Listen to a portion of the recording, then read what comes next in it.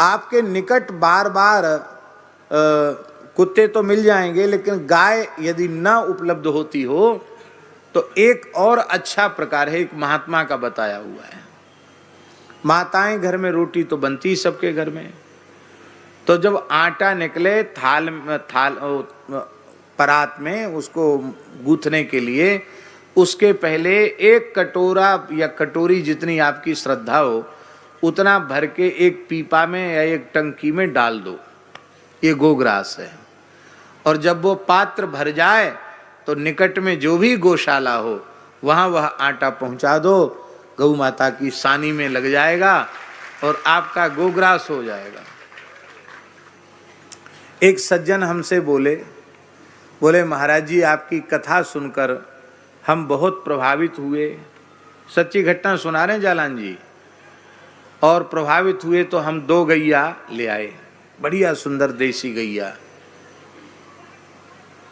और खूब प्रेम से सेवा करने लगे।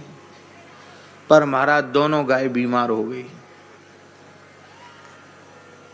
बहुत कठिनाई से उनके प्राण बचे। तो हम चाहते हैं कि आप आज्ञा कर दें, हम किसको दे दें या किस गौशाला में बेच दें। कि क्यों, क्या बात हो गई? महाराज क्या बता मैं, पूरे फ्लैट वाले लोग, टोला मोहल्ले वाले लोग इतनी रोटी खिलाते हैं तो खा खा के इन गायों का स्वास्थ्य बिगड़ गया, अपच हो गई गायों को। तो लोगों की गौ भक्ति से परेशान होकर हम गैया अपने घर से अलग करना चाहते हैं। आप सोचो। हमने कहा कि ऐसा करो कि आप गाय तो मत हटाओ, थोड़ी सावधानी रखो। महीना 1.5 महीना थोड़ा लोग बुरा भला कहेंगे तो कहने दो, उसकी परवाह मत करो। भैया तुम्हें ज्यादा श्रद्धा है तो 1 कटोरी आटा तुम ये पीपा रखा है इसमें डाल दिया करो, और नहीं तो तुम्हारे घर में पूरा हो जाए तो यहाँ भेज दो। हम खाएंगे नहीं, हम सब गाय को खिलाएंगे, लेकिन ये से हमारे गाय का स्वास्थ्य बिगाड़ो मत।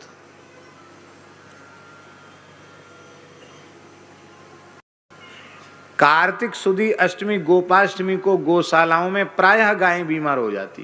क्यों? लोग सोचते गोपाष्टमी को ही ज्यादा गाय को खिलाना चाहिए। खिला कितना खाएगी बेचारी, उसका स्वास्थ्य बिगड़ जाता है। गोपाष्टमी को भी मेरे विचार से गाय को खिलाने का हठ न रख करके गाय के ग्रास के लिए, दलिया आदि के लिए अन्न गुड़ आदि की व्यवस्था करना चाहिए, और उसे जहां गौशालाओं में आवश्यकता है वहां उसको देना चाहिए।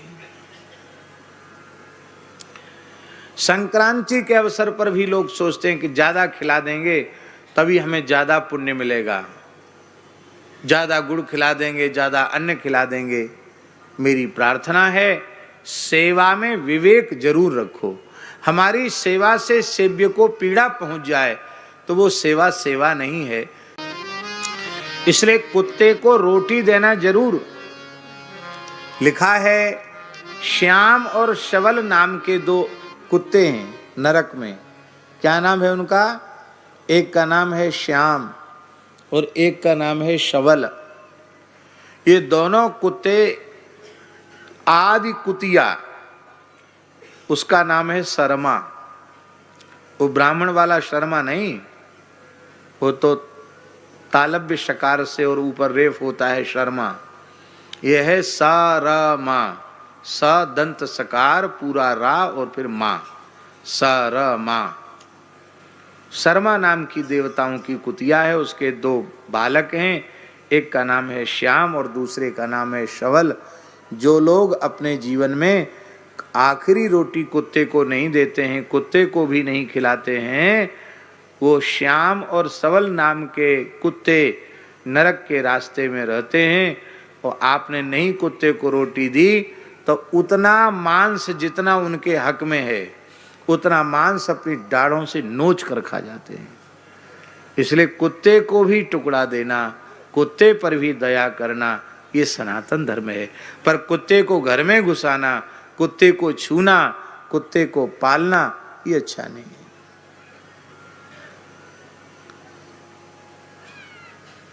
आप लोग कहेंगे वफादारी के लिए, घर की रखवाली के लिए कुत्ता रखना जरूरी है। आप कुत्ते को बाहर अपने दरवाजे पर टुकड़ा देना शुरू करो, निश्चित समय से रोटी देना शुरू कर दो, वो तुम्हारा द्वार छोड़ के जाएंगे नहीं, बाहर ही रहेंगे और किसी अपरिचित को घुसने नहीं देंगे रात को। आपको सुनकर आश्चर्य होगा, खाक चौक में महाराज जी रोज कुत्तों को आवाज लगवा करके रात को ब्यारू के बाद उनको रोटी देते थे कुत्तों को बाहर रोड पे, और रात को वहीं रह जाते फिर बाहर ही। और मेन मुख्य द्वार जो है स्थान का, खाक चौक का, उसमें महाराज सड़कोरा भी नहीं लगवाते, खाली ऐसी फाटक कर दो। क्यों? कहते हमारे पहरेदार बैठे हैं, किसी की हिम्मत है जो घुस जाए।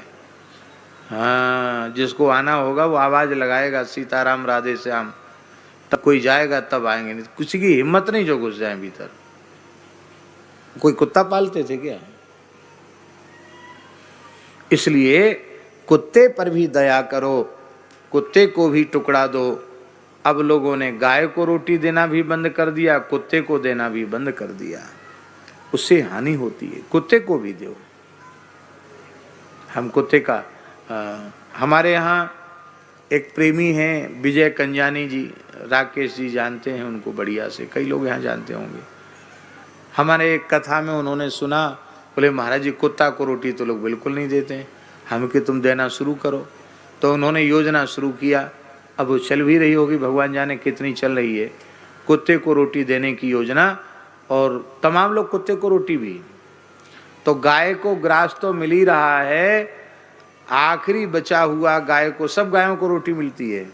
हमारे अनंत दास बाबा 125 किलो आटे की रोटी रोज गायों को खिलाते हैं। उनमें 40 किलो आटे की रोटी तो मलुक पीठ गौशाला में, और 40 किलो आटे की रोटी जड़खोर गोदाम में, और गोरे दाऊ जी में भी लगभग 1.25 क्विंटल आटे की रोटी रोज खिलाते हैं। नियम है उनका। कोरोना के समय तो अपने हाथ से बना के खिलाते थे, तो लगातार उनका नियम चल रहा है। इसी तरह से कुत्तों को भी टुकड़ा दिया जा सकता है। बहुत ध्यान से सुने, कुत्ता उच्छिष्ट का भी अधिकारी है, किंतु गाय उच्छिष्ट की अधिकारिणी नहीं है। गाय को जूठा खिलाना बहुत पाप है। गाय को जूठा नहीं खिलाना चाहिए, गाय को धोवन नहीं खिलाना चाहिए। गाय क्यों? गाय पूज्या है, हमारी आराध्या है, उपास्या है, तो हम गाय को जूठा खिलावें ये अच्छी बात नहीं है। गाय को जूठा खिलाना नहीं चाहिए और गाय का जूठा खाना भी नहीं चाहिए। गाय का जूठा नहीं खाना चाहिए, शास्त्रों में निषेध है गाय का जूठा खाना। गाय को खिलाओ पर उसका खाया हुआ बचा हुआ मत खाओ, पर अपना खाया हुआ बचा हुआ गाय को मत दो, गोग्रास अर्पित करो।